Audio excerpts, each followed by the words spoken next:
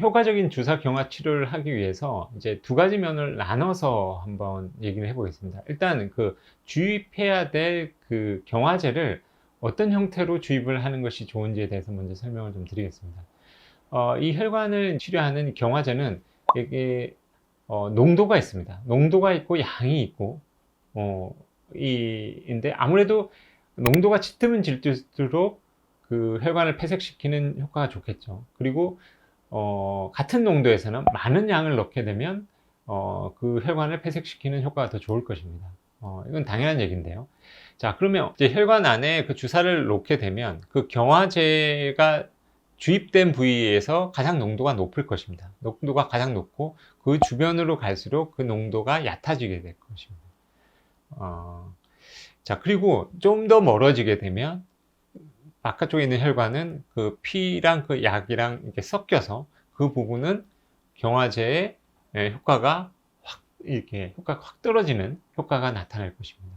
그러면 우리가 치료하고자 하는 혈관이 이만큼이라고 가정을 했을 때 경화제를 한 곳에다가 농도를 놓게 되면 어디는 치료가 되고 어디는 치료가 안 될 것입니다.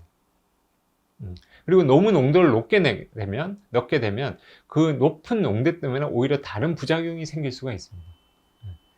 그래서 이렇게 한 곳에 농도를 그냥 한번 놓는 것보다는 당연히 저농도로 넣는 것이 더 안전합니다. 그 높은 농도에서 다른 부작용이 생기지 않기 위해서.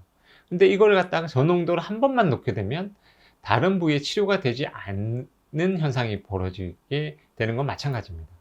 그래서 이것을 한 곳에 놓을 게 아니라 여러 군데 나눠서 놓게 되면 어느 정도 농도가 혈관 안에서 치료제의 농도가 일정하게 유지를 할 수가 있습니다. 근데 이게 문제가 뭐냐면 아무리 가느다란 바늘이지만 자꾸 혈관을 이렇게 찌르게 되면 맞는 환자분이 이걸 아주 가느다란 혈관이기 때문에 마취를 하고 하는 게 아니기 때문에 통증이 좀 있을 수 있습니다. 불편할 수 있죠. 그리고 그게 이제 매번 혈관 안에 정확하게 들어간다는 보장도 없기 때문에 이렇게 혈관을 찾아서 여러 번 찌르게 되면 아무래도 환자분은 불편해질 수가 있습니다. 그리고 효과가 떨어질 수도 있고요.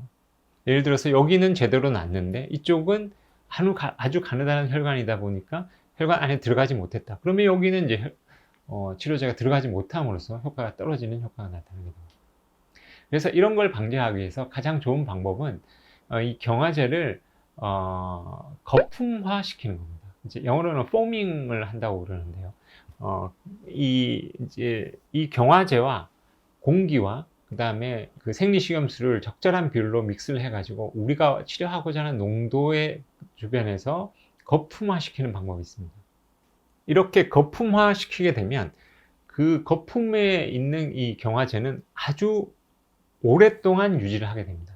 우리가 약을 한 곳에 넣는 것보다 거품을 시켜서 두게 되면 우리가 세안을 할 때 그냥 비누를 살짝 칠하는 것보다는 거품을 충분히 낸 다음에 얼굴 세안을 하게 되면 노폐물을 충분히 많은 양을 이렇게 뺄 수가 있습니다. 그거하고 똑같은 원리라고 생각하시면 됩니다. 그래서 이 경화제를 거품화해서 사용하게 되면 여러 군데를 찌르지 않고도 아주 우리가 치료하고자 하는 곳에 혈관 안에 그 약을 넣을 수가 있고 그 약이 다른 피나 이런 거에 의해서 희석이 잘 되지도 않고 오랫동안 그 자리에 머물면서 치료의 시간을 충분히 가지기 때문에 아주 효과가 좋을 수가 있습니다.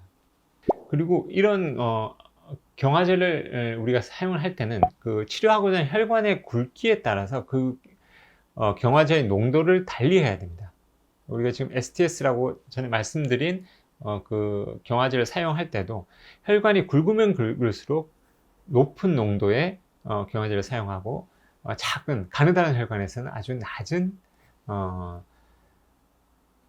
농도의 경화제를 사용을 해야 됩니다. 그래야지 특별한 부작용이 없이 효율적으로 치료를 할 수가 있습니다.